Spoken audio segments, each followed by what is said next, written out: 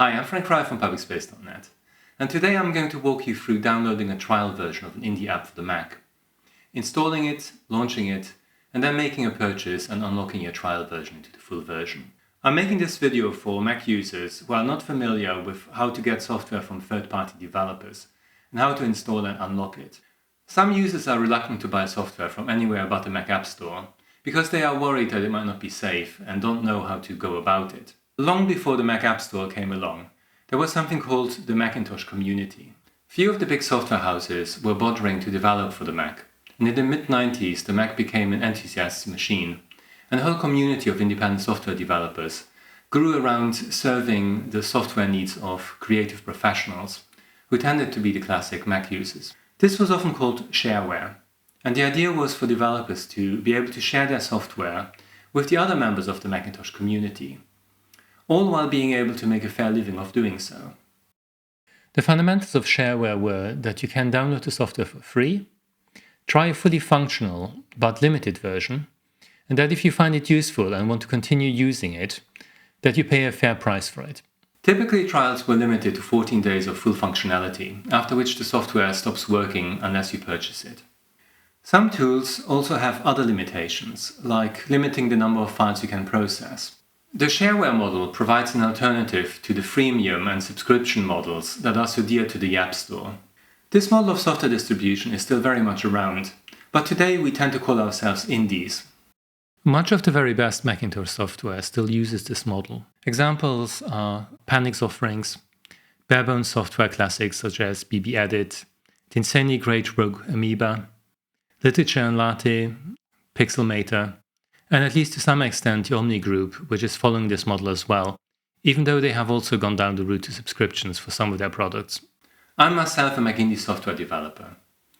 I started when I did my PhD in computer science in 1996, and I went full-time professional in 2006. I'm going to be using my own Big Mean Folder Machine app as an example, because this product is popular with less technically inclined users, and for many of them it is their first contact with the traditional Shareware download, try, unlock model, which can be quite confusing. If you are a seasoned user of Mac indie software already, you are unlikely to discover much new material in this video. So I'll hopefully see you in my next video. Let's start with the first step, how to download the trial.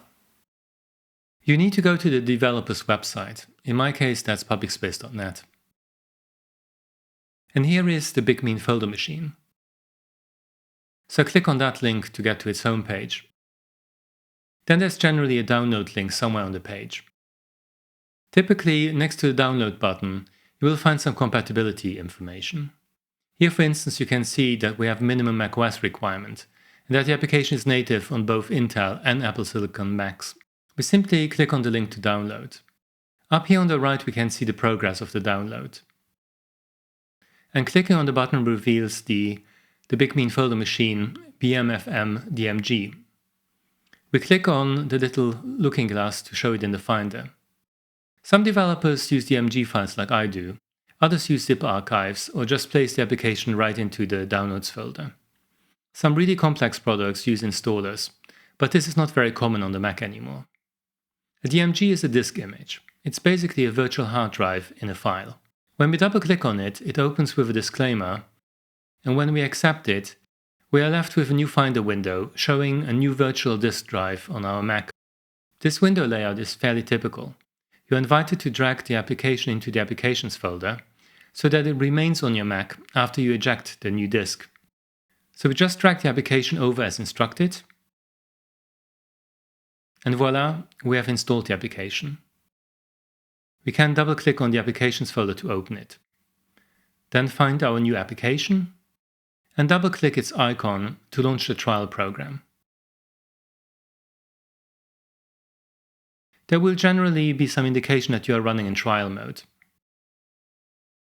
Now that you have the trial version running, you can explore the features of the program fully until you are certain that it meets your requirements.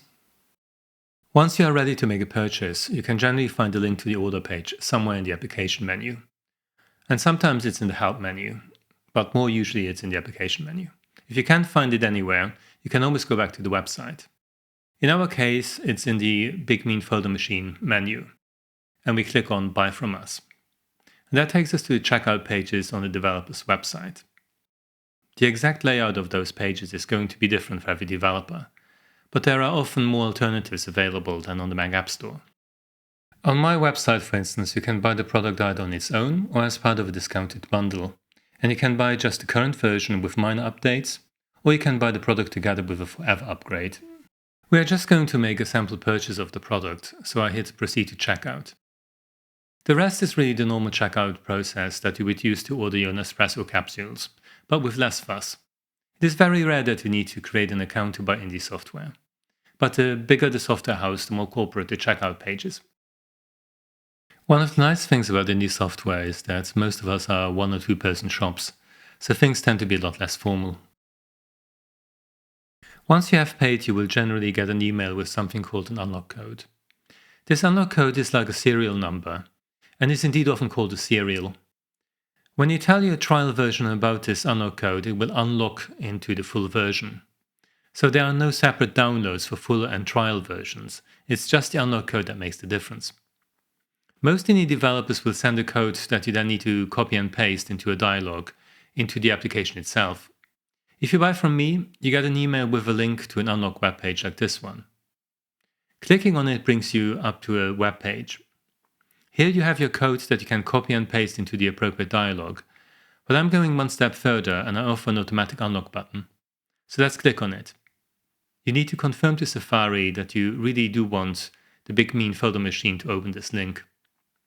Then the program opens on the appropriate dialog with your code pre-filled. Click on the unlock button and voila, you have a fully operational, unrestricted version of the Big Mean Photo Machine. Note that this only works if you have already downloaded and installed the software on your Mac. I kind of assumed that you have downloaded the trial version already and given it a spin, but quite a few first-time indie customers expect this link to start a download of the full version, or they click on the link on their phone, etc. And of course then they end up being mightily confused. So just to be clear, you do need to be on your Mac and you do need to have the program installed already. Usually this works even if you haven't launched the program yet, but it's best to launch it at least once so that the Finder can notice that it's there. And that's it for this short video.